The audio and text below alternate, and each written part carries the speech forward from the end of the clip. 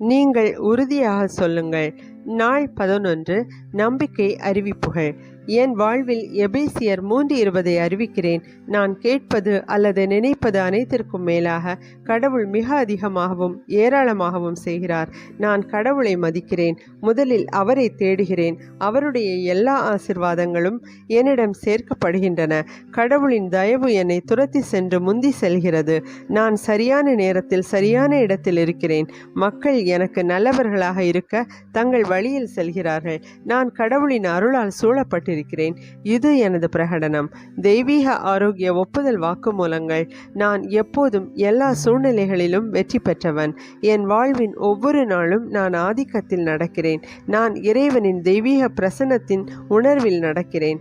நான் நோய், பலவீனம், மரணம் மற்றும் உலகத்தின் கூறுகளை ஆட்சி செய்கிறேன். இன்றும் இப்பொழுதும் கிறிஸ்துவுடன் என் ஒருமைப்பாட்டை கொண்டாடுகிறேன். ஆமேன். இயேசுவின் நாமத்தில் நான் சொல்வதை வைத்திருக்கிறேன்.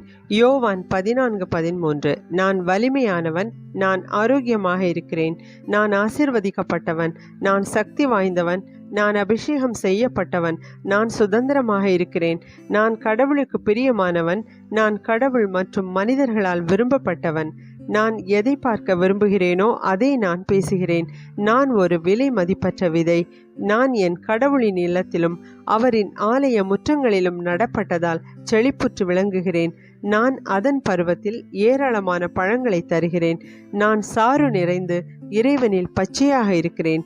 முதுமையிலும் நான் புத்துணர்ச்சியுடனும் மலர்ச்சியுடனும் இருப்பேன். என் இலைகள் வாடுவதில்லை. நான் எதை செய்தாலும் இயேசுவின் நாமத்தில் செழிப்பாக இருக்கும். இயேசுவின் நாமத்தில் எனக்கு எப்பொழுதும் காரியங்கள் செயல்படுகின்றன.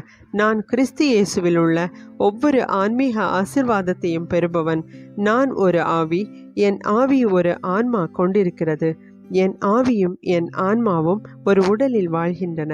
என் ஆவி என் ஆன்மாவுக்கு கட்டளையிடுகிறது. அதனை எனது ஆன்மா மற்றும் என் உடல் பெறுகிறது மற்றும் கீழ்ப்படுகிறது. இயேசுவின் பெயரில் நான் என் உடலுடன் பேசுகிறேன். கடவுளின் அழியாத வாழ்க்கை என் வாழ்வில் எப்பொழுதும் தெளிவாக வெளிப்படுத்தப்படுகிறது. நான் என் உடலின் ஒவ்வொரு பாகத்திற்கும் நான் வாழ்க்கையை பேசுகிறேன்.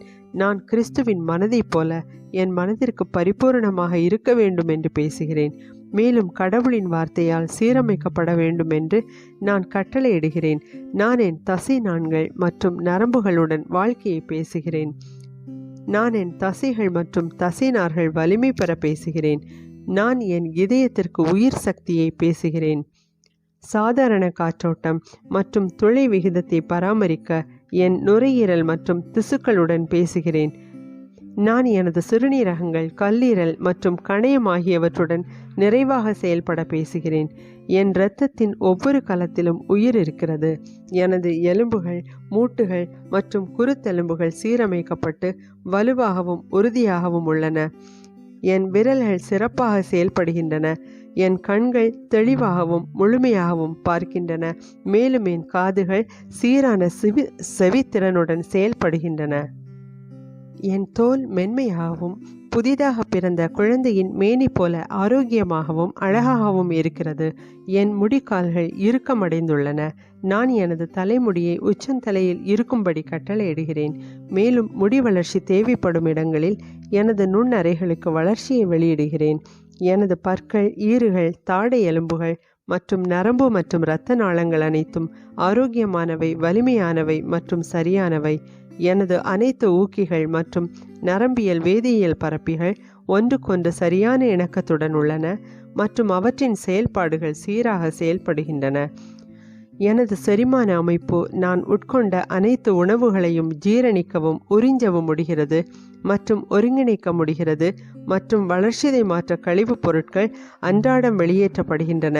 நான் எல்லா வகையான அடிமை தலைகளையும் மது, புகைப்பழக்கம், போதைப்பொருள், உணவு, தொழில்நுட்பம், ஊடகம், தள்ளி போடுதல், வதந்திகள், சோம்பேறித்தனம், அதிக தூக்கம், தேவையில்லாத பொருட்களை வாங்குதல், வீண் செலவு செய்தல் மற்றும் சோம்பல் சிறைப்பிடிக்கப்பட்டு கிறிஸ்துவுக்கு கீழ்ப்படிவதில் எடுத்துக்கொள்கிறேன். இயேசு எப்படி இருக்கிறாரோ அப்படியே நானும் இருக்கிறேன். கடவுள் படைத்த அனைத்தும் எனக்கு உயிர் மற்றும் குணப்படுத்துதல். எனவே உணவுகள், தூசி, விலங்குகள் போன்றவற்றால் ஏற்படும் ஒவ்வாமைகள் அனைத்திற்கும் என் மீது எந்த அதிகாரமும் இல்லை. தேவன் எனக்கு பூமி முழுவதையும் ஆளுகை செய்ய கொடுத்திருக்கிறார். எனது ஆண் இனப்பெருக்க அமைப்பு போதுமான அளவு மற்றும் நல்ல இயக்கம் நிறைந்த விந்தணுக்களை உற்பத்தி செய்து முட்டையை சென்றடைகிறது. எனது பெண் இனப்பெருக்க அமைப்பு சரியான நேரத்தில் முட்டையை உற்பத்தி செய்வதற்கும் பிறக்கும் வரை கருவை பாதுகாத்து ஊட்டமளிக்கிறது. ஒவ்வொரு உறுப்பும் என் உடலின் ஒவ்வொரு திசுவும் செயல்படும் வண்ணம் கடவுள் படைத்தது அனைத்தும் முழுமையுடன் செயல்படுகிறது. மேலும் என் உடலில் எந்த செயலிழப்பு மற்றும் குறைபாட்டை நான் இயேசுவின் நாமத்தில் தடுக்கிறேன். ஆமேன். எனது முழு மனித உடற்கூறியல், வளர்ச்சிதை மாற்றம் மற்றும் உடலியல் ஆகியவை கிறிஸ்து இயேசுவில் முழுமையாக்கப்பட்டுள்ளன. மகிமை. அல்லேலூயா.